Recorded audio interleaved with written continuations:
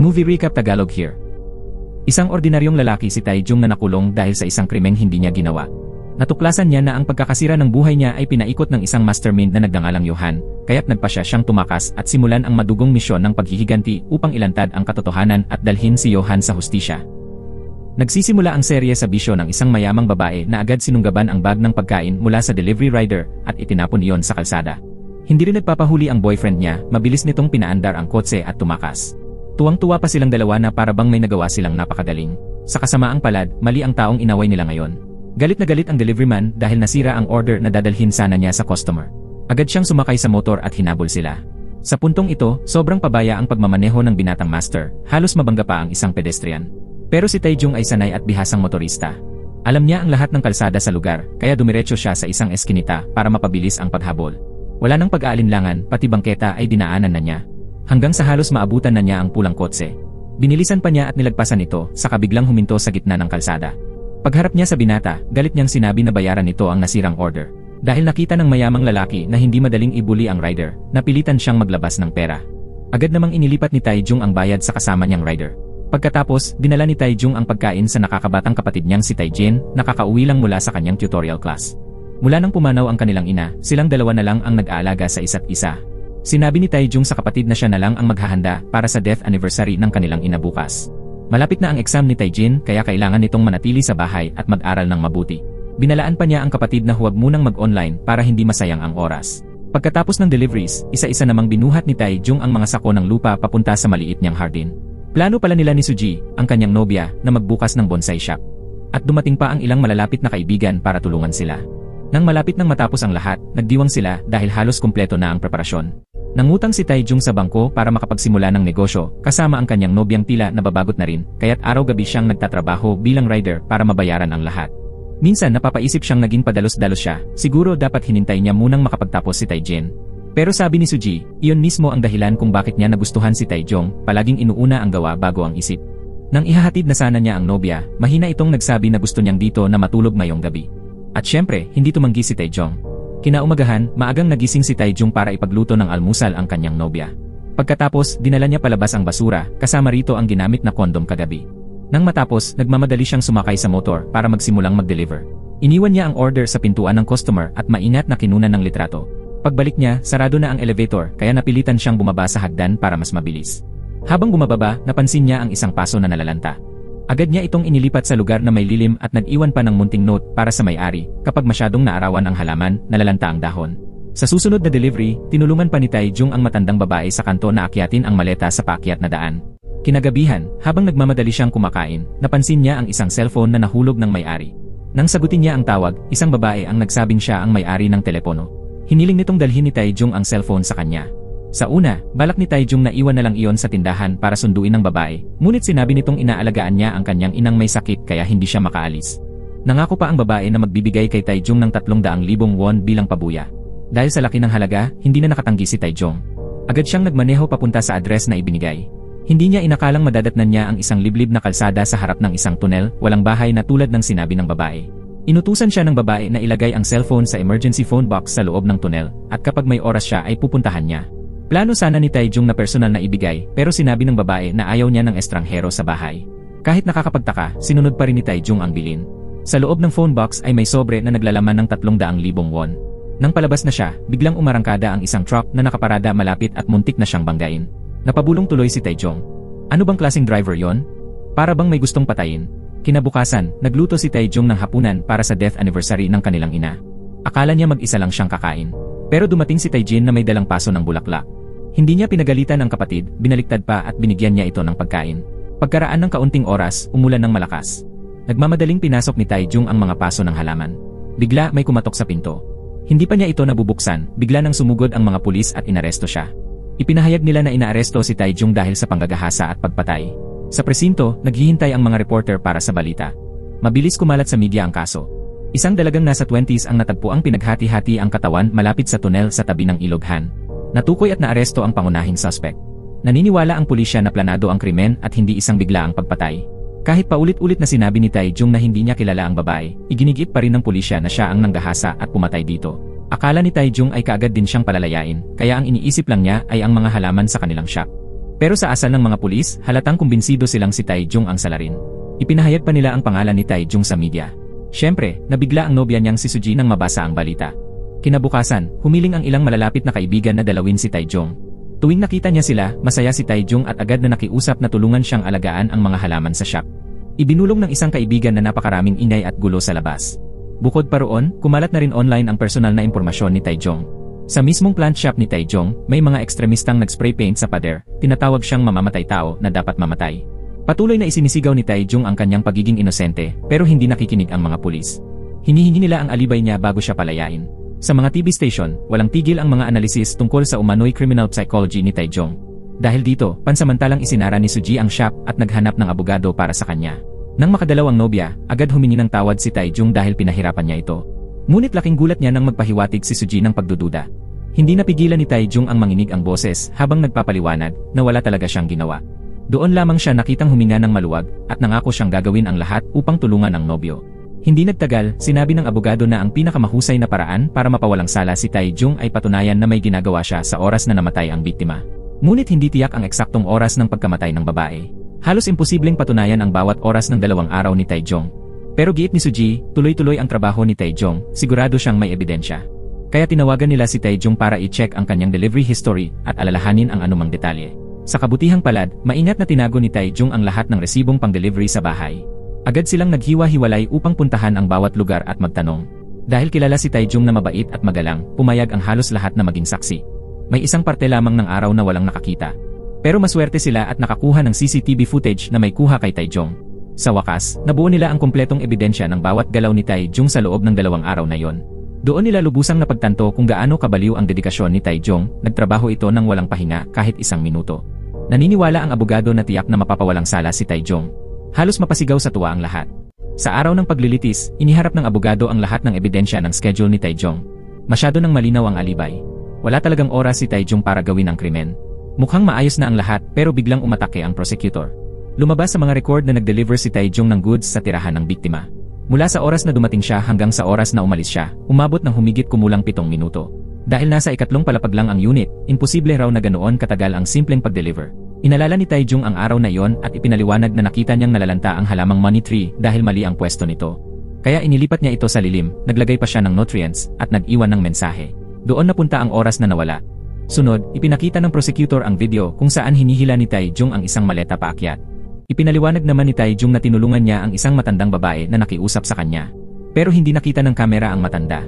At ang mas masama, kamukhang-kamukha ng maletang iyon ang ginamit ng tunay na pumatay para itapon ang katawan ng biktima.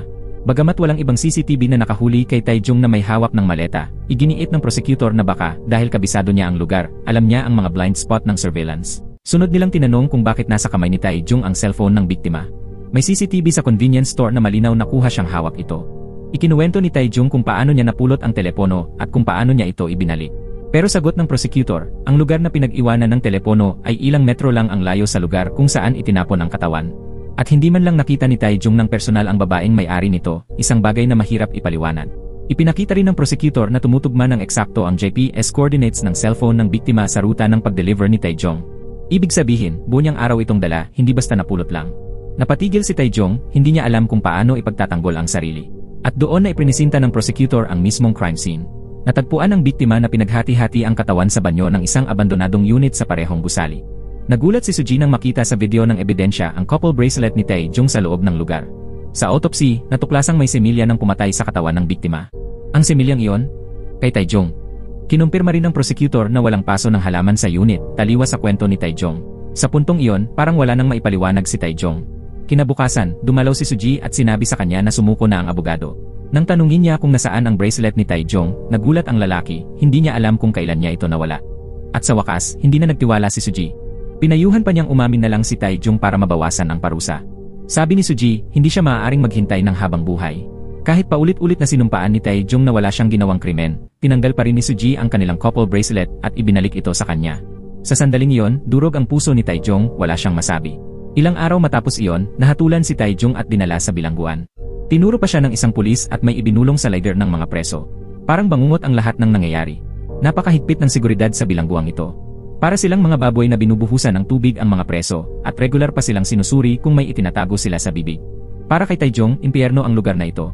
Kinabukasan, kusang nakipagkita ang abogadong si Sangrak kay Taejong. Diretsong sinabi ng abogado na hindi siya magaling na abogado pero may napansin siyang mali sa kasong ito. Lahat ng ibang suspect ay agad na inalis sa listahan mula pa sa simula. Nakita ni Sangrak na parang may nagsulat ng isang script dahil masyadong maayos ang lahat sa sakdal. Napaiyak si Taejong at nakiusap sa abogado na tulungan siya. Ipinangako ni Taejong na hindi niya kailanman nakilala ang biktima, lalo na ang hawakan nito. Inatasan ni Sangrak si Taejong na ikwento ng detalyado ang lahat. Biglang naalala ni Taejong na sinabi sa korte na nakakita raw sila ng pulsera sa pinangyarihan, ngunit giit ni Taejong, hindi iyon sa kanya dahil hindi pa siya nakapunta roon. Ang pulseras niya ay tiyak na nahulog sa kwarto ng kapatid niya noong dumaan siya roon para umidlit. Sinabi ng abogado na maaaring magbukas ng bagong linya ng investigasyon ang detalyeng iyon. Hiningi ni Sangrak ang address ni Taejong. Bago umalis, binalaan niya si Taejong na huwag magsasabi kahit kanino na nire-review nila ang kaso. Sa ikalawang araw niya sa bilangguan, kinaladkad si Taejong papunta kay Leader Joksu. Nagbingi-bingihan ang mga gwardiya na parabang walang nangyayari. Tinakot siya ng leader na puputulin ang kamay niya at gagawing bola. Tinanong siya ni Joksu kung hindi ba siya nahihiya sa panggagahasa ng isang babae at pagputol-putol ng katawan nito bago itapon sa ilog. Nangangatog na sinabi ni Taejong na hindi niya ginawa iyon pero wala ni isang naniniwala. Dumaan ang isang gwardiya kaya pansamantalang nailigtas si Taejong. Kahit palaging inaapi, tiniis pa rin ni Taejong ang lahat. Buong pag-asa niya kay Attorney Sangrak na mailalabas siya mula sa impyernong ito. Dito sa bilangguan, si Joksu ang pinuno na may bansag na prinsipal. Madalas mangikil ng pera si Joksu sa mga preso. Kapag kulang ang bayad, bugbog ang kahihinatnan. Habang kumakain, ikinuwento ng 2 preso sa mesa ang tungkol sa kanya. Mayaman pala ang prinsipal. Dapat sana ihabang buhay ang sentensya niya, pero naging 12 taon na lang. Lubos niyang kinamumuhian ang mga rapist at mamamatay tao dahil ganoon din ang sinapit ng kapatid niya. Sa mga nagkasala ng ganoong krimen, impyerno ang lugar na ito. Nag-alok ang isang preso na tutulungan si Taejong, ngunit pagkasabi noon ay kinaladkad niya ito sa banyo kung saan naghihintay ang mga kasabwat. Bakla pala ang grupo at brutal nilang pinahirapan si Taejong. Hindi pa man siya nakakabangon mula sa sakit, may mas matindi pa siyang nalaman. Dumalaw si Attorney Sangrak upang ipaalam na nagpakamatay ang nakababatang kapatid ni Taejong. Sobrang bigat ng lahat para kay Taejong, kaya tuluyan siyang bumagsak. Gabi iyon nang magpasya si Taejong na sundan ang naging kapalaran ng nakababata niyang kapatid. Sa pagkalito at paghihina ng isip, naalala niya ang pag-uusap nilang magkapatid tungkol sa kung paano muling mapasigla ang nalalantang puno. Bigla siyang napahagulgol, sinasabing napakarami nang nabuhay muli dahil sa kamay ng kapatid niya, kaya bakit niya pa gustong mamatay. Nagulat na lamang si Taejong nang magising siyang nakatali sa kama sa ospital. May mga taong nag-inject ng pampakalma sa kanya. Lumabas na nitong mga nakaraang araw, 3 beses nang nagtangka si Taejong na kitilin ang sariling buhay. Mula noon, tuluyan siyang nagkulong sa sarili na parang wala ng kaluluwa. Mahigit 1 taon siyang dinadalaw ng mga kaibigan, pero lagi siyang tumatangging humarap. Isang araw, dinala si Taejong sa misa sa loob ng kulungan. Nakita siya ni Yong-sik, ang sakristan, na nakaupo at tulala, kaya agad itong lumapit at binigyan siya ng cake. Napansin ni Taejong na puno ng hiwa ang mga pulsuhan ni Yong-sik, pareho sa kanya. Sabi ni Yong-sik, 15 taon na siyang sakristan dito, pero hindi pa rin siya nasasanay sa bakal na kama, bakal na pinto, mataas na pihadang kawad, at malamig na sementong tinatawag nilang sahig. Noong una, halos hindi raw siya makahinga sa sobrang hirap at galit. Pero natuto siyang mag-adjust para lang mabuhay. Sa narinig niya, napaiyak si Taejong, parang iyon ang unang beses na pinayagan siyang umiyak ng totoo. Pinayuhan siya ni Yong-sik na panatilihin ang sarili niyang abala. Pwede raw siyang mag-aral, mag-ensayo, o gumawa ng kahit anong kaya niya. Kahit masakit ang buhay dito, regalo pa rin daw ito ng Diyos at hindi dapat sayangin. Sinunod iyon ni Taejong. Nagsimulang mag-aral si Taejong at mag-ensayo ng katawan. Nakahanap din siya ng kaunting kapayapaan sa pag-aalaga ng mga halaman. Sabi ni Yong-sik, kapag araw-araw ay abala siya, lilipas na parang walang ingay ang mga taong akala niya ay hindi niya kakayanin. Hindi nabawasan ang pambubugbog sa kanya. Ang tanging nadagdagan ay ang dami ng sit-ups, jump rope at pull-ups na ginagawa niya. Nag-umpisa rin si Taejong mag-train makipaglaban. Nakakuha rin siya ng technical certificate, isang maliit ngunit mahalagang patunay na umiiral pa rin siya. Ngayon, kaya na niyang salagin ang ilang suntok mula sa mga hayop na umiapi sa kanya. Pero nagalit ang leader at binugbog pa siya ng mas malala. Gayunman, halatang tumitibay na rin ang katawan at pasensya ni Taejong. Unti-unti nang tumutubo ang mga binhi na itinanim niya. Dumadami rin ang mga certificate na nakukuha niya araw-araw. Sa tulong ng walang sawang paghikayat ni Yong-sik, parang lalo siyang lumalakas. Mas mabilis at mas malakas na ang mga suntok ni Taejong. Ang pinakamahalaga, hindi na siya nanginginig. 5 taon ang lumipas na parang isang kisap mata. Isang misteryosong lalaki ang nakatanggap ng tawag na nagsasabing kailangan niyang tumakas, at sinagot niyang malilinis niyang ayusin ang lahat. Sa isang silid na puno ng daan-daang monitor mula sa hindi mabilang na kamera, may isang biktimang pumasok sa kanyang target. Samantala, sa kulungan, nakahanap si Taejong ng kaunting kapayapaan sa kanyang maliit na hardin. Ngayong araw, tinuruan din ni Taejong ang prison guard na si Cholwan kung paano alagaan ang isang halamang kulang sa nutrisyon dahil hindi ito nasisikatan ng araw. Sinabi ni Taejong na siya na ang bahalang mag-alaga ng halaman ng guard para mas gumanda ito. Ang hiling lang niya kay Cholwan ay bigyan siya ng mas malaking paso para mailipat ang halaman. Pinuri naman siya ni Yong-sik na para bang tunay na botanist si Taejong. Sa loob ng kulungan, ipinagmamalaki ng lahat ang kani-kanilang kasong kriminal na parang mga parangal, pero umaasa si Yong-sik na mapanatili pa rin ni Taejong ang kabutihan sa loob niya. Napansin ni Taejong na kakaiba ang boses ni Yong-sik ngayon. Lumabas na pala ng kulungan si Yong-sik ngayong araw. Gusto niyang ipalit si Taejong bilang sakristan ng pari. Nang tanungin ni Taejong kung bakit napakabait niya, sagot ni Yong-sik, gusto lang niyang masigurong magpapatuloy na mabuhay si Taejong. Masaya si Taejong para kay Yong-sik, pero mabigat ang dibdib niya.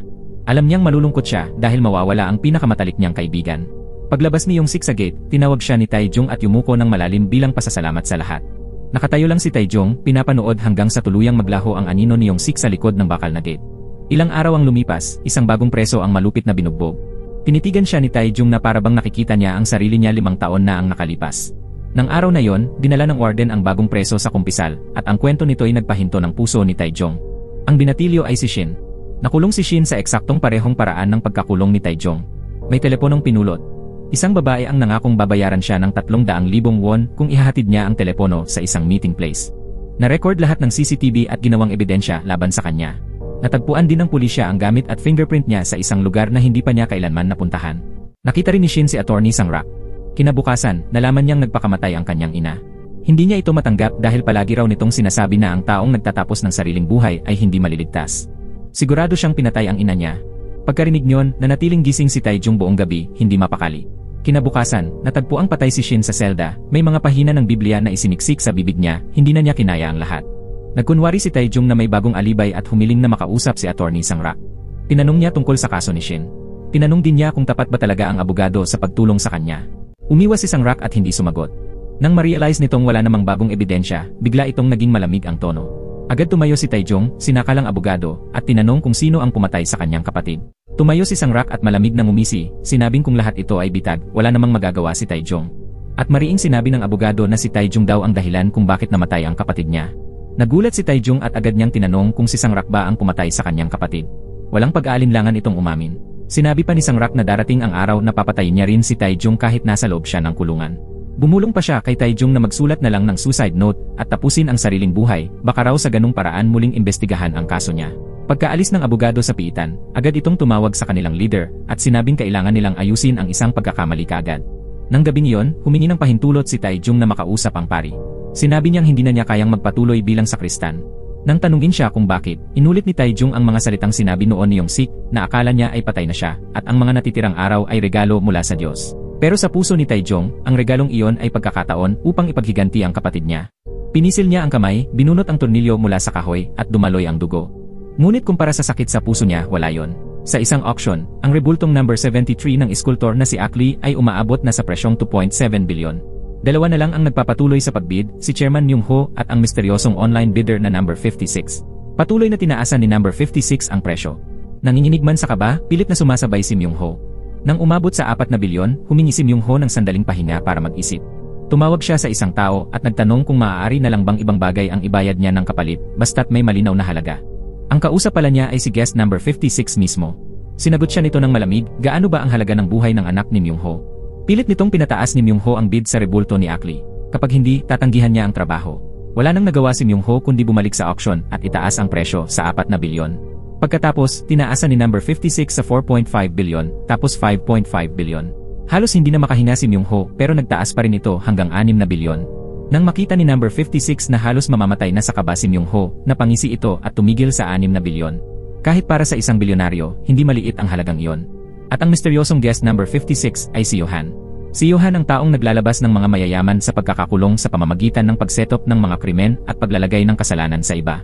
Kinagabihan, dumating sa bahay ni Johan ang rebulto number 73. Puno ang bahay niya ng mga rebultong kagaya nito. Tumawag si Johan kay Myung-ho at sinabing patay na ang taong napagbintangan imbes na ang anak ni Myung-ho. Ayon sa ulat, sinubukan daw nitong ipasok ang Biblia sa sariling bibig. Malinis na raw ngayon ang record ng anak ni Myung-ho. Bukod sa serbisyo niya sa pagpapawalang sala ng mga mayayaman, si Johan ay presidente rin ng isang construction company. Tumawag si abogadong Sang-rak kay Johan at iniulat na nabasag ang estatwa. Kalma lang na sinabi ni Johan na linisin na lang nila ang gulo. Agad siyang tumawag sa isang doktor upang bigyan ito ng utos. Sa oras na yon, kakatapos lang ng doktor na ayusin ang isang bangkay. Samantala, balak na namang tirahin ng grupo ni Joksu si Taejong. Pero ngayon, sinabi ni Taejong na ayaw na niya sa ginagawa nila. Natawa si Joksu at inutusan siyang maging punching bag ng isang matabang preso na nag-ensayo. Hindi nila inasahan, hindi na si Taejong ang dati. Lumaban siya. Sunod-sunod niyang pinakawalan ang mabibilis at mapanganib na suntok. May isang biglang sumalakay kay Taijong at napasabog ang dugo niya. Dahil doon, tuluyang nagwala si Taijong, paulit-ulit niyang pinagpapalo ang ulo ng lalaki. Pagkatapos noon, tinumba niya pa ang ibang sumugod sa kanya. Napatigil si Gyoksu, hindi makapagsalita sa pagkabigla. Binalaan lamang sila ni Taijong na huwag siyang gagalawin muli. Sa kabilang banda, dumating ang anak ni Yongsik sa electronics shop ng ama niya nang ni hindi man lang bumati. Ang pangalan ng dalaga ay Yunbi, maganda at malaartistahin ang mukha. Naglabas ito ng sigarilyo at walang pakundangang kinuha ang pera sa bulsa ng ama. Hindi pa siya nakontento, kinuha niya rin ang perang itinago ni Yongsik sa ilalim ng paso. Nang makita ang litrato ni Yongsik at Taijong sa kulungan, tinamaan pa niya ng panunuya. Halatang malaki ang galit niya sa ama. Wala nang nagawa si Yongsik sa pagrerebelde ng anak. Humingi lamang siya ng kaunting pera para makabili ng kimbap. Kakaupo lang niya at kakahiga ng pera nang biglang dumating ang pari. Iyon pala, ipinagbigay alam ng pari na ibinalik na raw sa kanya ni Taijong ang Biblia. Samantala, hindi pa rin matanggap ni Gyoksu na tinakot siya ni Taijong. Sa galit, nabalitaan niya ang isang chismis at bigla niyang binugbog ang lalaking nagbanggit noon. Dumating ang isang preso na may tattoo at tinukso si Gyoksu. Nakulong na pala ito noon at minsan nang binangga ang leader. Dumating ang hepe ng mga gwardiya kaya nagsipaglayo ang mga preso. Inutusan si Gyoksu na pumunta sa opisina ng warden. Sa loob, pinaalalahanan siya ng warden na ayusin ang mga laban sapagkat kumikita sila sa pustahan. Alam ng warden na gusto ni Gyoksu patayin si Taijong kaya't pinigilan muna niya ito. Masyado raw sensitibo ang sitwasyon, may isang preso lang kamakailan ang nagpakamatay. Kung may isa pang mamatay, malalagay sa peligro ang ranggo ng warden. Kapalit nito, nangako siyang bibigyan si Gyoksu ng 2 preso na maraming pera kapag dumating ang tamang oras para pagnakawan niya. Sa parehong araw, bumisita si Yongsik kay Taijong. Tinanong niya ito kung may nangyari bang kakaiba. Natakot si Yongsik na baka maisip ni Taijong ang isang kalokohan at muling gumawa ng kagaguhan. Iginiit ni Taijong na wala siyang kinalaman sa anumang bagay, pero matagal na siyang nakatambay dito sa loob, pinagmamasdan ang mga halaman, kaya gusto na niyang tumingin sa ibang bagay. Iginiit niya na hindi siya nagkasala at aalis siya. Samantala, kahit ipinangako ni Gyoksu sa warden na magtitiis siya, inutusan pa rin niya ang kanyang mga tauhan na asarin si Taijong. Nang gabing iyon, nagplano si Taijong na tumakas. Una, kailangan niya ng normal na damit para makapagtago at saka ang susi. Nagpalit ang guard team ng shift ng 3:30, kaya iyon ang tamang oras para kumilos si Taijong. May pinto ang Block B na palabas ng kulungan. Ang tanging paraan para makarating sa Block B nang hindi nahuhuli ay sa pamamagitan ng ventilation. Nagtapos ang visiting hours eksaktong 4:00 ng hapon, kasabay ng pagdating ng food truck, kaya kailangan ni Taijong lumabas bago yon. Ang isang tauhan ni Gyoksu ay nakatalaga sa parehong kwarto kay Taijong. Sa kalagitnaan ng gabi, inakala nitong mahimbing na natutulog si Taijong. Kinuha ng isa pang tauhan ang kutsilyo para tapusin agad si Taijong, pero naghihintay lang si Taijong at pinautal ang lalaki. Kinabukasan, tahimik na lumabas si Taijong para sa roll call. Wala siyang kahit isang gasgas sa katawan, kaya mas lalo pang nagalit ang leader. Sa puntong ito, alam ni Taijong na kailangan munang tanggalin si Gyoksu. Sa tanghalian, sadyang umupo si Taijong sa parehong mesa ng leader. Pinaloko niya si Gyoksu hanggang sa magalit ito. Pagkatapos, binugbog niya ito. Pero hindi siya gumanti pa. Nang dumating ang warden, alam ni Taijong na natapos na niya ang hadlang. Kinabukasan, dumaan si Warden Cholwan sa hardin at ipinaalam kay Taijong na nailagay na si Gyoksu sa solitary confinement. Binigyan siya ni Cholwan ng birding foam na hiningi niya para tulungan siyang hanapin. Peke pala ang dahilan ni Taijong, sinabi niyang kailangan iyon para idisenyo ang chapel. Pero sa katotohanan, may ibang plano si Taijong. Ngayon, napakainit ng suntok ni Taijong sa isang preso na nakatalaga sa paglilinis ng Area B. Pagkatapos, nagboluntaryo siyang palitan ng preso. Madali niyang nakuha ang susi ng gate ng Block B. Ginawa niya ang molde ng susi gamit ang foam at itinago ito sa isang paso ng halaman. Kasabay nito, nagpadala ang Ministry of Justice ng doktor para bakunahan ang mga preso. Doktor ito ni Johan. Tiningnan ng doktor ang listahan at tumigil sa code ni Taijong. Tahimik na inilagay niya ang isang tubo ng gamot sa kanyang bulsa. Pagkatapos ng tanghalian, tinawag ang lahat para sa bakuna. Pumayag si Taijong na tulungan ang isang gwardiya sa pag-ayos ng sasakyan niya, kaya nanatili siya. Ito ang perpektong pagkakataon para makuha ni Taijong ang susi. Kasabay nito, mas maagang dumating ang gwardiya at nagdala pa ng cake kay Taijong. Nang makita siyang nagtatrabaho, lumapit ito upang suriin. Nagkunwaring nagbabago siya ng spark plug si Taijong, kaya hindi nagduda ang gwardiya. Pero maingat pa rin ang gwardiya at sinunod ang proseso ng paghahanap. Buti na lang, mabilis na inilagay ni Taijong ang susi sa bag ng cake. Pabalik, hinarang si Taijong ng grupo ng lalaking may tattoo. Gusto pala niyang salihan ni Taijong ang kanilang gang, dahil sa kampo, siya lang ang may lakas ng loob na hinarap si Gyoksu. Hindi inasahan, agad na tumanggi si Taijong. Medyo nahihiya ang lalaking may tattoo, pero sinabihan pa rin siya na pag-isipan muna ito. Sa totoo lang, plano ni Taijong ang tumakas at ayaw niyang mapasali sa kahit anong gang. Sinabi ni Yongsik na halos imposibleng matupad ang plano ng pagtakas ni Taijong. Para makalabas, kailangan niyang dumaan sa 3 gate na may watchtowers at armado hanggang ngipin ng mga gwardiya. Hindi ito simpleng pag-akyat sa ilang pader. Pero hindi balak ni Taijong umakyat, lalabas siya sa main gate. Pagbalik niya sa kwarto, nakita niya ang warden na naghihintay. Sinabi ng warden na may malaking laban bukas at lahat ng pustahan ay nakataya kay Taejong.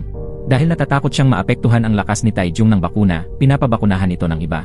Hindi naglaon, narinig ng doktor ang tamang code at kinuha ni Taejong ang espesyal na tubo ng gamot mula sa bulsa. Pero nang tiningnan ng doktor ang mukha ng preso, naramdaman niyang may kakaiba. Kinabukasan, eksaktong 3:00, tinawag ng prison guard si Taejong papunta sa ring. Wala nang ibang paraan, kaya mabilis na umatake si Taejong at natumba ang kalaban. Pagkatapos, bumalik siya sa kwarto para simulan ang plano. Pero nang buksan ni Taejong ang pinto, nakita niya ang doktor at gwardiya na naghihintay. 3:27, tuwang-tuwa ang puso ni Taejong. Kinuha ng doktor ang espesyal na gamot at tinurok ito sa braso ni Taejong. Ayon sa doktor, bakuna ito pero sa totoo, lason pala. Tahimik lang na tiningnan ni Taejong ang relo. Kalahating oras na lang ang natitira bago ang appointment kay Yong-sik. Pagkaalis ng doktor, tahimik niyang inilagay sa bulsa ang tornilyo at susi. Unang hakbang, ginamit ni Taejong ang tornilyo para mag-short circuit sa electrical system ng security camera. Habang tumakbo ang gwardiya para suriin, palihim siyang nakapasok at nagnakaw ng access card. Pagkatapos, nagkunwari siyang pupunta sa banyo at naloko ang gwardiya. Sunod, pumasok siya sa storage room at kinuha ang isang set ng sibilyang damit. Isinuot niya ang kanyang presong damit sa panlabas. Nang makarating siya sa gate papuntang Area B, muntik na siyang mahuli ng gwardiya. Kinailangan niyang magtago sa storage room.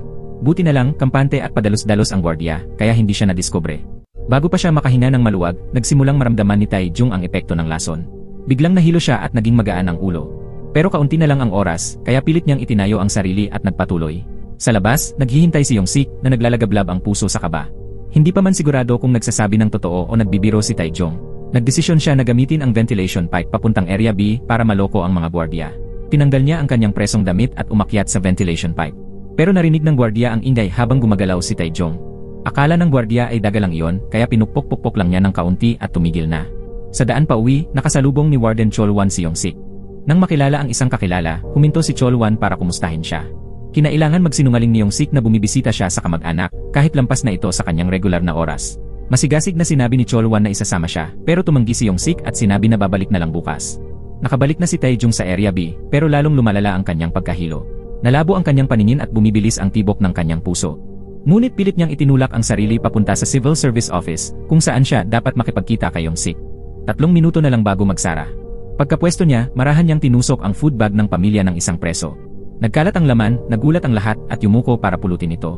Sa gitna ng kaguluhan, nakalusot si Taejong sa main door at nakalabas. Pero sa parehong sandali, sumiklab ang epekto ng lason at nawalan siya ng malay. Samantala, si Johan ay walang interes na nanonood ng F1 test race sa isang higanteng screen. Sumigaw siya at tinawag ang taong responsable kung pwede bang gumamit ng banana peel para magbanggaan ang mga kotse at masunog ang ilan para lang magsaya. Akala ng taong iyon na nagbibiro si Johan, pero seryoso itong nagsabi na hindi niya ito biro. Natapos ang karera, at ang team na inisponsor ni Johan ang unang dumating at nakapagtala pa ng bagong record. Akala ni Johan ay nasiyahan na siya, pero mukhang nabagot ang binata at sinabi na walang saya kung unang dumating nang walang aksidente. Sinabi ng taong responsable na delikado iyon para sa buhay ng mga driver. Agad namang inanunsyo ni Johan na tatanggalin niya ang sponsorship dahil wala siyang pakialam sa mga tao na marunong lang magpatakbo ng ligtas. Pagdating sa bahay, abala si Johan sa pagtatayo ng higanteng Lego model. Pumasok ang kanyang yaya at nagtanong kung ano ang nakakatawa. Bumulong si Johan sa kanyang tenga at sabay silang nagtawa ng malakas. Pagkatapos, inutusan niya ang matandang yaya na gumawa ng listahan ng mga kliyente na may kaugnayan sa Ministry of Justice. Kinabukasan, personal na sinamahan ni Johan ng kotse ng Ministry of Justice at ng direktor ng Department of Correction ang piitan. Sinabi ng matandang puting-puti ang buhok na direktor sa warden na kahit anong utos ng binata ay dapat sundin. Sinabi ni Johan na hindi siya malapit sa direktor. Alam ni Johan ang kahinaan ng warden, gumamit ito ng pondo ng publiko para mag-invest sa cryptocurrency at naloko. Nagmungkahi si Johan ng environmental volunteer activities sa isang abandonadong factory. Naglagay rin si Johan ng isang bag ng gold bars sa harap ng warden, bawat isa ay nagkakahalaga ng 200 milyon won. Nangako rin si Johan na magdadagdag pa ng 5 kung magiging maayos ang lahat. Malinaw ang hiling ni Johan, ipapadala ang mga preso para magsagawa ng community service. Ang pipiliing preso ay dapat mga mararahas na kriminal at mamamatay tao. Kung kulang ang bilang, pwede niyang piliin ang sinumang nakakainis sa kanya. Hindi na nagdalawang isip, pumayag ang warden. Samantala, nakaupo ang warden sa harap ng monitor. Nire-review ni Cholwan ang video recording. Nag-short circuit si Taejong sa kamera. Pagkatapos, ninakaw ni Taejong ang access card. Dumulas siya sa hallway na parang multo. Umakyat pa si Cholwan sa ventilation pipe para sundan ang ruta ni Taejong. Sa huli, wala nang magawa si Cholwan kundi huminga at humanga. Hindi inasahan ng warden na lalakad lang si Taejong sa main gate. Ngunit nabigo ang plano ng binata. Nadiskubre si Taejong ng pari at dinala sa infirmary. Ipinagbigay alam ng doktor na ang dugo ni Taejong ay may mataas na level ng rat poison. Buti na lang at ang vitamin K3 na kanyang ininom kanina ay nagmistulang antidot. kaya nailigtas siya mula sa agarang panganib sa buhay. Gayunpaman, tuloy-tuloy pa rin ang pagsusuka ni Taejong. Sa oras na yon, lubos nang napagod ang katawan niya. Bumisita ang warden at nagkunwaring walang alam, sabay sabi ng bahagya tungkol sa mga bali-balita sa buong kampo. Sinasabi ng ilan na balak ni Taejong tumakas. Ang iba naman, nahimatay siya dahil aksidenteng nakain ng rat poison. Pero hinala ng warden na may nais talagang saktan si Taejong dahil hindi naman siya tipong lalason ng sarili. Inamin ng warden na napakabagsik ng plano ni Taejong na tumakas sa main gate. Ito ang pinakamahina sa buong sistema. Sinabi ng warden na hihintayin muna niyang gumaling si Taejong bago magsagawa ng investigasyon. Bago umalis, hiniling ng binata na ipaalam sa warden kay Yong-sik na muling nagpapasalamat siya sa pagsagip sa kanya. Kinabukasan, nang iparating ng warden ang mensahe, naguluhan si Yong-sik at hindi maintindihan ang ibig sabihin ni Taejong. Naguluhan ang mga preso, hindi maintindihan kung bakit plano ni Taejong na tumakas habang umiinom ng rat poison. Ngunit lahat ay kinilala na hindi basta-basta si Taejong. Iniutos ng prison director ang pagpapalaya kay Joksu mula sa solitary confinement. Mukhang bagong nakalista lang ito bilang kalahok sa community project ni Yohan. Paglabas niya, dinala ni Joksu ang kanyang mga tauhan upang hanapin si Taejong. Inutusan niya ang mga ito na pumasok at bugbugin siya. Ngunit sa ilalim ng kumot, ilang kahon lang ang nakatago at nakatakas na si Taejong sa kisame. Bumagsak si Taejong mula sa taas, tinumba ang dalawang lalaki, at kinontrol ang kalbo.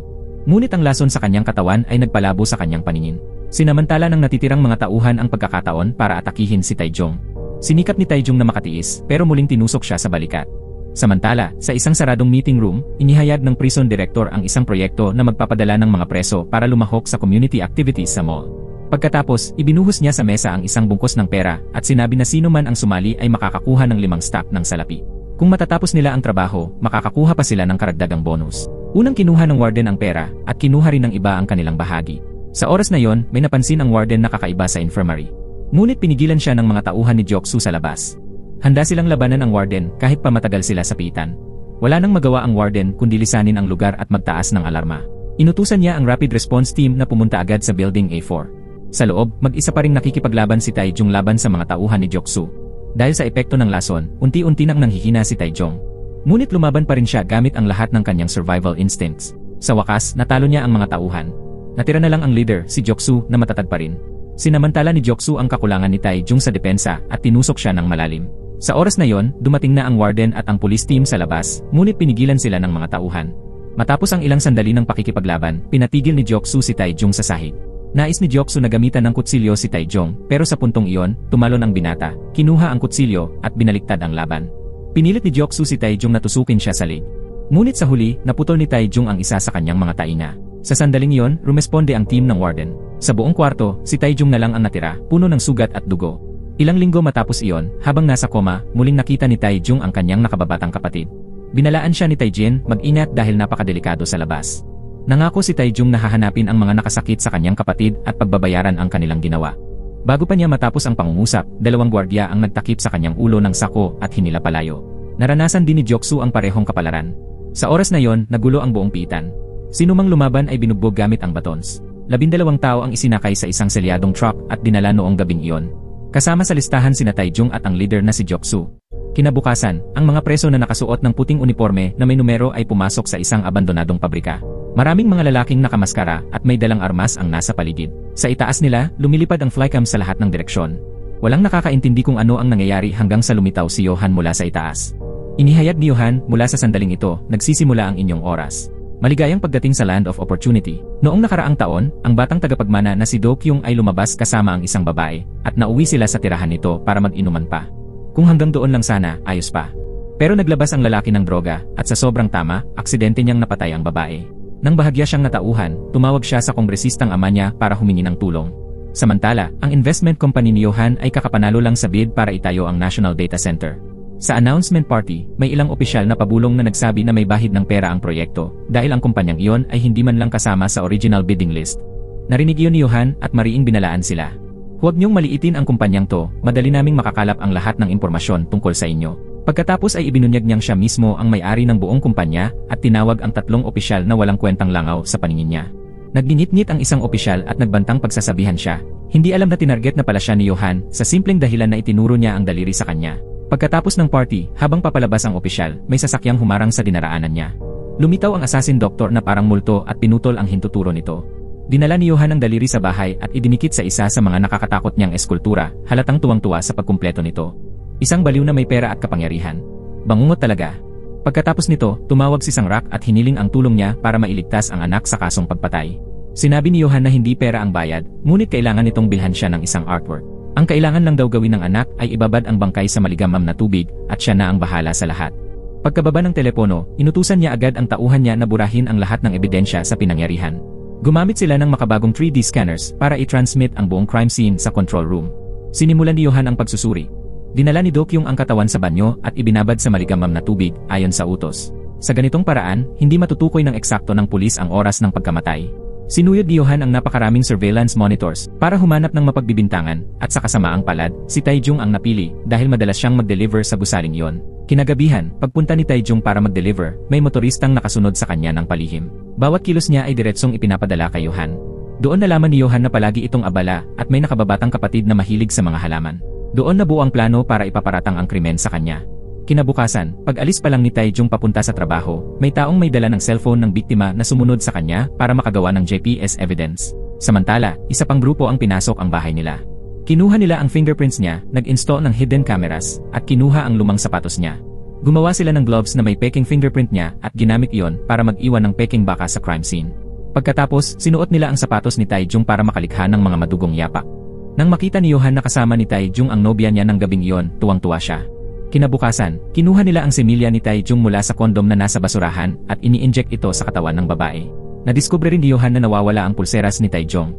Inutusan niya ang tauhan niya na humanap ng kaparehong-kapareho at ilagay iyon sa crime scene. Hinati-hati ng doktor ang katawan, inilagay sa maleta, at nilinlang si Taejung para makuhanan siya ng kamera na parabang siya ang naghatak nito paakyat ng burol. Inutusan din ni Johan ang mga tauhan niyang ilagay ang lutang na paso ng halaman sa hagdanan para mapahinto si Taejung ng sandali, kaya hindi buo ang alibay niya. Napakadetalyado at napakaperpekto ng plano. Sa huli, walang takas si Taejung sa bitag na yon. Balik sa kasalukuyan, noong gabing iyon, dumating ang truck na may sakay na 12 bilanggo sa abandonadong pabrika. Pinababa sila ng mga sundalo at dinala sa isang silid. Nang tanggalin ang mga takip sa ulo nila, tumambad ang isang marangyang piging. Dahil gutom na gutom, walang inisip ang mga preso at dagsa silang sinunggaban ang pagkain. Si Ganjae lang ang nakapansin kay Johan na nakamasid sa kanila mula sa itaas.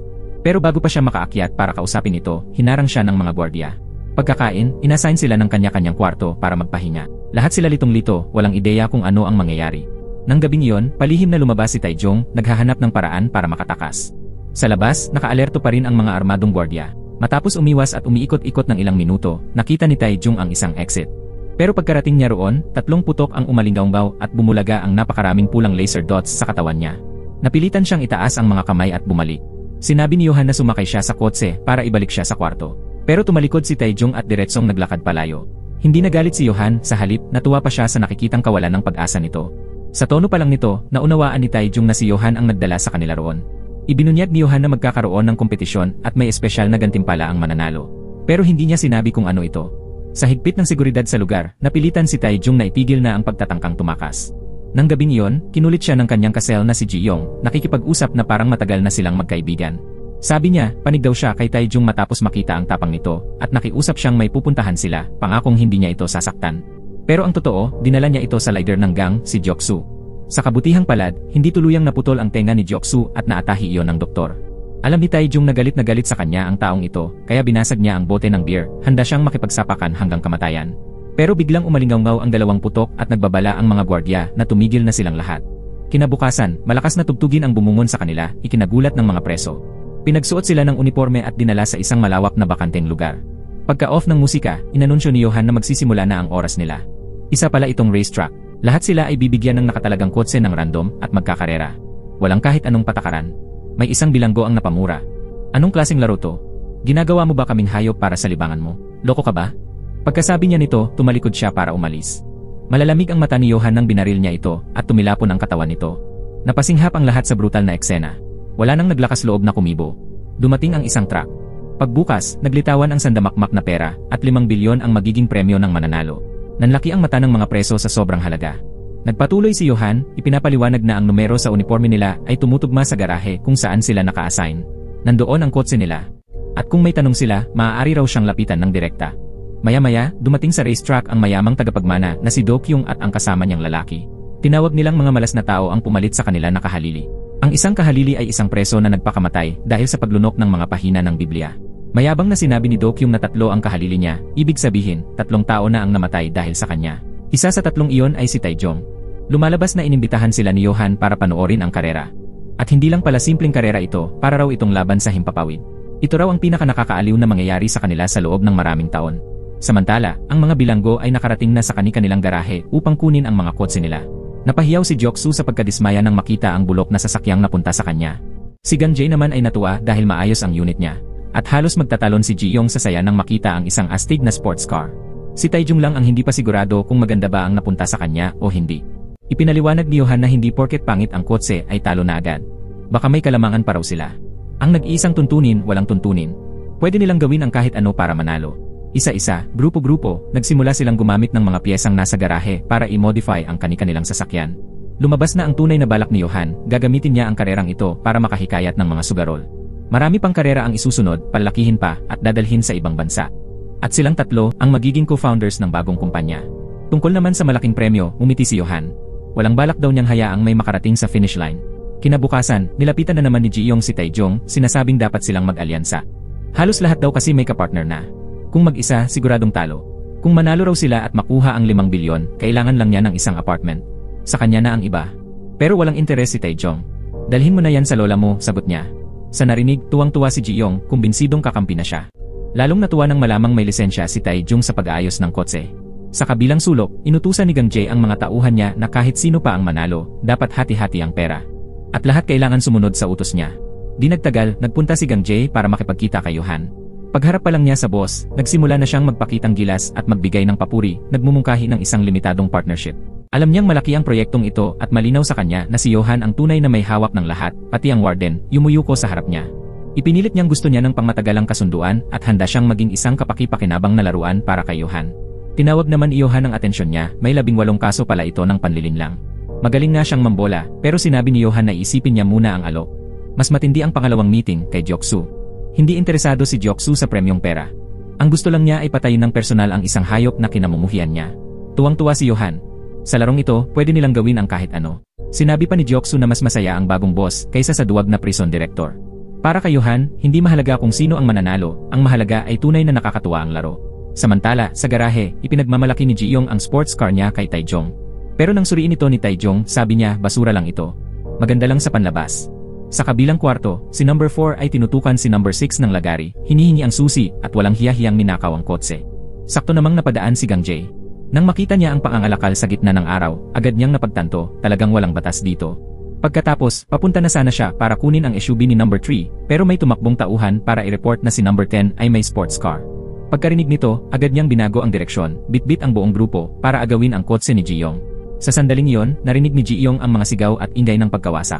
Lumabas siya at nakita ang mismong pang-hold up sa sasakyan niya.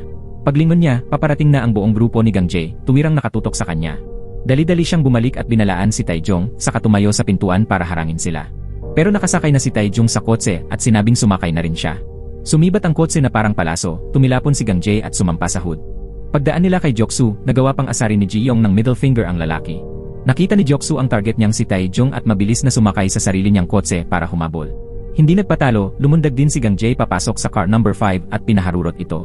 Pero paglabas niya ng gate, hinarangan siya ng car number 4, tauhan ni Joksu. Napakagatlabi si Gang-jae at idiniretso ang bangga, determinado na hindi pakakawalan si Taejung. Sa oras na ito, dikit na dikit ang kotse ni Joksu sa likod ni Taejung. Galit na sumisigaw si Ji-young, pilit pinapaapakan ang gas pedal. Sa itaas, si Johan at Dukyung ay aliw na aliw sa habulan. Nang makita ni Taejung na hindi siya makakalayo, bigla siyang lumiko at preno ng malakas, kaya nawalan ng momentum ang kotse ni Joksu. Pagkatapos, agad siyang bumalik at binilisan ang takbo. Pero nang akala niyang ligtas na siya, bigla siyang binangga ni Joksu sa tagiliran. Umikot ang kotse ng ilang ulit bago tuluyang huminto, may usok na umaalingasaw. Bago pa siya makarecover, nakababa na si Joksu sa sasakyan at naghahanda ng banggain sila para sa huling ulos. Sa mismong sandaling iyon, biglang sumulpot ang kotse ni Gang-jae at siya ang sumalo sa napakalakas na impact. Dahil dito, nakaligtas si Taejung mula sa kamatayan, bawas hibla na lang. Biglang nagpaputok ang isang guard tower bilang babala. Sa control room, palakpak ng palakpak si Dukyung sa tuwa, pero nakangising malamig lang si Johan, sabay sabing mas dapat pang maging masaya ang totoong laban. Pagkatapos ay iniutos niya na itigil ang laro dahil hindi na makakatakbo ang mga nasugatan. Ang problema, wasak na wasak ang sports car ni Ji-young.